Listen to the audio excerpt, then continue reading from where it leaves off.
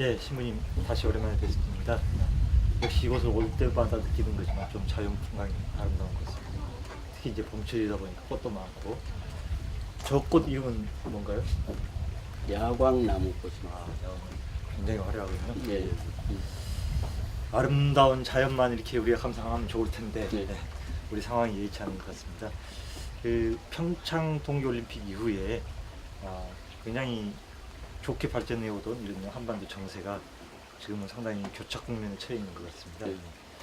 이때 이제 중요한 그런 어색들이 필요할 것 같은데요. 신부님의 지혜 말씀 좀 듣고 싶습니다. 예. 저는 4년 전 겨울에 로마에서 국제 회의를 마치고 이 스위스를 방문했습니다. 그 방문 목적은 북측의 새로운 지도자가 된 김정은 국무위원장과 영세 중립국 스위스를 이해하는 것이었습니다. 그리고 김정은 위원장이 젊은 시절에 스위스에서 유학 생활을 하여 스위스로부터 많은 영향을 받았을 것이라고 생각했기 때문입니다. 우리가 잘 아는 대로 스위스는 그 알프스 산맥에 자리 잡은 아름다운 나라입니다. 아름다운 알프스를 배경으로 관광 산업이 발달하였죠.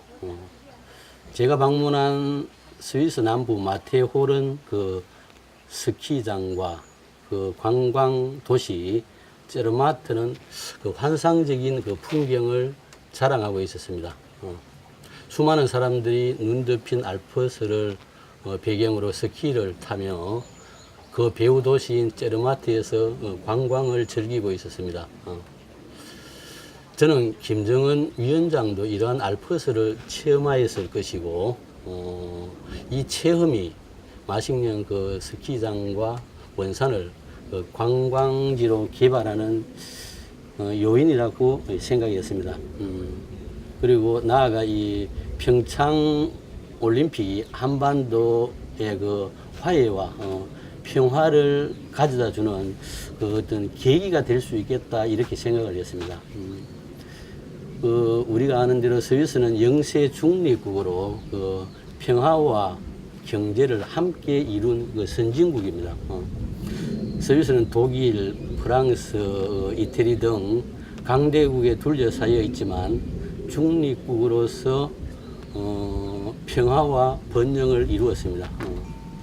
아름다운 자연을 배경으로 하는 이 관광 산업뿐만 아니라 기술 집약적인 그 정밀 기계 산업도 발달하였습니다. 그래서 스위스 시계는 우리가 잘 아는 대로 세계적인 그 명품으로서 국가 브랜드를 높이고 있습니다. 저는 평화와 경제를 함께 발전시킨 이런 스위스를 경험한 김정은 위원장은 그의 아버지인 김정일 국방위원장이 시작한 실리사회주의를 더욱 발전시킬 것이라 이렇게 생각했습니다. 예상대로 그 김정은 위원장은 평창 동계올림픽 참가를 시작으로 남북 관계와 그 북미 관계를 급발전시켰습니다.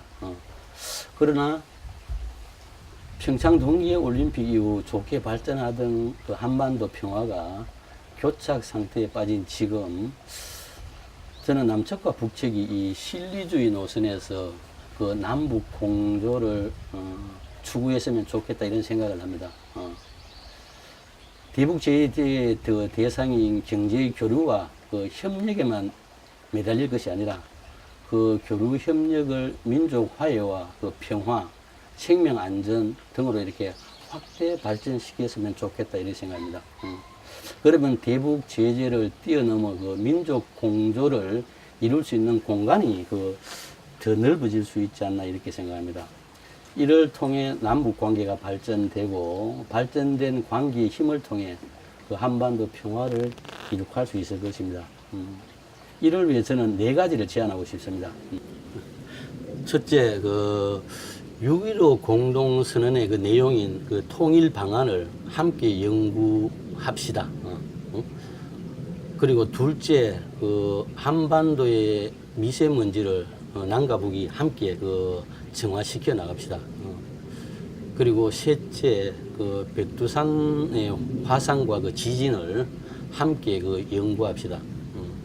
그리고 넷째, 그 개성의 남북 연락 사무소를 이를 위한 그 장소로 만듭시다. 이렇게 제안하고 싶습니다.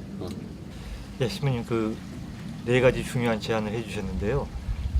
아무래도 한반도 문제는 한반도 주변을 둘러싼 강대국들과 관계도 있을 것 같습니다. 이런 여러 가지 이해관계 속에서 한반도 평화 프로세스를 어떻게 진행시켜 나가야 할지 좀 지혜를 주십시오. 평화는 인류의 그 보편 가치이고 그 최종 목표입니다. 그 진정한 평화는 그 힘의 균형에서가 아니라 용서와 화해에서 온다고 우리 교회는 가르치고 있습니다. 그러므로 최종 목표인 그 평화에 도달하기 위해 우리는 여러 가지 과정을 거쳐야 합니다. 예를 들면은 서로 적재적인 그 두 사람이 평화에 도달하기 위해서 먼저 그 대화와 교류를 통해 그 서로를 그 이해해야 합니다. 이 서로를 이해하는 가운데서 그 용서하는 마음이 생기고 그 마음 안에서 두 사람은 화해를 이루게 됩니다. 이러한 화해의 결과가 우리는 평화라고 이렇게 이야기합니다. 한반도 평화도 이러한 과정을 통해 이룩할 수 있다고 저는 생각합니다. 한국 전쟁의 그 상처, 그리고 이념 갈등, 그리고 70년간의 이 반목은 비핵화의 문제로만 풀 수 없을 것입니다. 적대적인 이 관계를 치유하는 과정이 절대 필요합니다.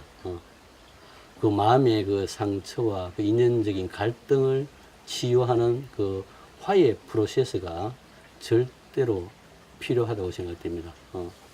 한반도 평화 프로세스는 민족의 화해 프로세스를 통해서 완성될 것입니다. 제가 위에서 언급한 그 네 가지 제안이 화해 프로세스에 필요한 프로그램이라고 저는 생각합니다. 이 프로그램은 그 대북 제재를 벗어나서 실행할 수 있는 영역이 참 많을 거라고 생각합니다.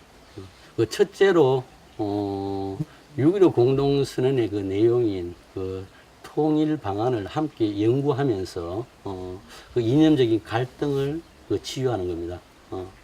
남과 북의 그 다른 사상과 제도를 실용적이고 민족 화해의 관점에서 연구하고 또 조율해 나가는 것입니다. 이렇게 해서 합의된 그 통일 방안은 한반도 평화 프로세스를 인도해주는 그 깃발이 되고 그 깃발 아래서 민족 공조가 굳건해질 것이라고 생각합니다. 그 둘째로 그 남과 북이 함께 한반도 미세먼지를 정화시켜 나가는 것입니다.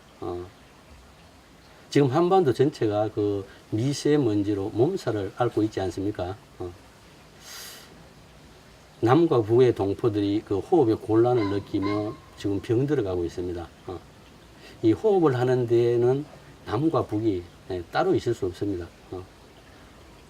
그러므로 남측에서 먼저 시작한 그 국가기후환경회의를 그 북측과 함께 확대 개편해서 그 치명적인 미세먼지를 조금씩 정화시켜 나가는 것입니다. 실제로 그 백두산의 그 화산과 그 지진을 함께 연구하고 그 위험성에 대해 대책을 세우는 것입니다. 많은 전문가들이 그 백두산의 화산과 그 지진의 위험성에 대해 지적하고 있습니다. 만일 이러한 지적이 현실로 드러나면 북측은 그 치명적인 그 피해를 입을 것이고 남측은 물론 한반도 전체가 그 대재앙을 입을 수 있을 것입니다. 그래서 범민족적 차원에서 연구하고 대책을 세우는 것이 필요하다고 생각합니다. 이런 가운데 우리는 환경과 그 생명의 보편 가치를 함께 그 나눌 수 있을 것입니다. 넷째로 남과 북이 함께 개성의 그 남북 연락 사무소에서 이러한 프로그램을 가동시키는 것입니다. 이 사무실에서 남과 북의 관계자들이 끊임없이 만나서 토론하고 각 분야의 대안을 만들어내는 겁니다. 연중 무휴로 불을 밝힌 개성연락사무소는 우리 민족의 등대가 될 수 있을 것입니다. 이 점에서 저는 북미 간의 비핵화 문제와 남북 간의 화해 프로그램을 분리시켜서 대응했으면 좋겠다 이렇게 생각합니다. 민족의 화해 프로세스가 한반도 평화 프로세스를 추동하고 견인하는 역할을 하였으면 합니다. 비핵화 문제에 있어서 남측은 북미 사이에서 효과적인 자기 역할을 하고 북측은 선제적이고 주동적인 협상으로 한반도 평화 프로세스를 이루어 나갔으면 합니다. 그러면서 남과 북은 민족 공조 입장에서 화해 프로그램을 진행하고 이를 통하여 한반도 평화 프로세스를 주동하고 견인하는 이런 선순환 구조를 만들어 나갔으면 좋겠다 이런 생각을 합니다. 이 네 가지 화해 프로그램의 시행 방법은 민과 관이 함께하는 1.5 트랙을 이용했으면 합니다. 이를 통해 네 분야의 전문가들과 행정 요인들이 유기적으로 결합하여 현실적인 대안을 만들고 그것을 행정기관을 통해 입증해 보는 겁니다. 그리고 남과 북의 최고 지도자는 이것을 국가 정책으로 받아들여 화해와 평화 프로세스로 활용했으면 합니다. 예, 신부님은 가톨릭 사제로서 오랫동안 이렇게 살아오셨는데요. 지난해부터 한반도 평화 과정에 교황님의 방북이 거론되기 시작했습니다. 올해는 좀 더 구체화되지 않을까 이런 관측들도 나오고 있습니다. 신부님께서 생각하시는 교황님의 방북이 한반도 평화 프로세스에 어떤 역할을 할 수 있을지 궁금합니다. 프란치스코 교황님은 평화의 중재자이십니다. 교황님은 4년 전 미국과 쿠바의 갈등을 중재하여 화해하게 하고 양국의 외교 관계를 정상화시켰습니다. 그러므로 교황은 가톨릭 교회의 수장일 뿐만 아니라 세계 평화의 지도자라고 우리는 할 수 있을 것입니다. 프란치스코 교황님은 오는 11월 일본을 방문합니다. 교황은 도쿄와 히로시마, 나가사키를 방문하여 핵무기 없는 세상에 대해 강론을 할 것이라고 합니다. 히로시마와 나가사키는 2차 세계대전 때 원폭 피해 지역입니다. 특히 나가사키는 일본 가톨릭 교회의 발상지이고 많은 순교자들이 피를 흘린 곳입니다. 나가사키의 우라카미 성당은 원폭으로 완전히 파괴되었고 성당의 종탑은 파괴된 원형 그대로 보존되어 당시의 참상을 증언하고 있습니다. 프란치스코 교황님이 일본의 원폭 피해 지역을 방문하고 이 북측을 방문한다면 핵무기 없는 세상을 바라는 세계인들이 많은 관심을 가질 겁니다. 교황은 2017년 11월 바티칸에서 핵폐기와 군축 관련 국제회의 참석자들에게 핵무기의 완전한 폐기를 지시했습니다. 이 자리에서 교황은 세계가 불안과 갈등, 두려움에 사로잡혀 있다며 북미 간의 핵무기 갈등으로 세계가 전쟁의 공포에 놓여 있음을 우회적으로 거론하였습니다. 그러면서 교황은 핵무기 없는 세상을 건설해야 한다고 참석자들에게 강조했습니다. 이러한 사실들을 놓고 볼 때 북측과 미국과 교황은 비핵화 관점에서 어떤 의견의 일치를 이루고 있다고 저는 생각합니다. 다만 비핵화의 범위에서 차이가 있습니다. 북측은 한반도의 비핵화이고 미국은 북측의 비핵화이고, 교황은 세계의 그 비핵화입니다.